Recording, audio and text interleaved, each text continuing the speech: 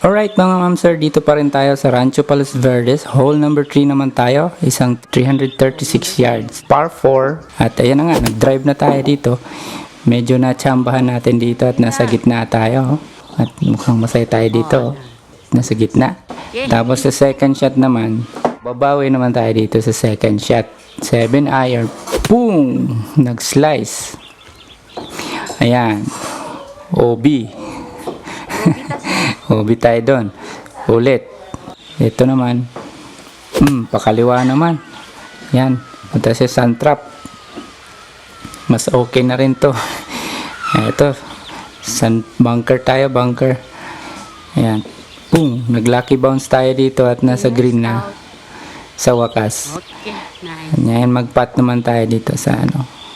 Medyo malayo pa. Pero medyo okay yung touch natin. No? Oh, nice touch. Kaso lang, dito naman tayo nadali sa second putt natin. Sobrang lakas. Wala rin. Nag third putt pa ako dito. Hindi nga lang na video. Kaya ayan po ang ating score. 16 over na tayo at hole number 3 pa lang. Samahan nyo ako ulit next time. Follow and subscribe for more. Thank you.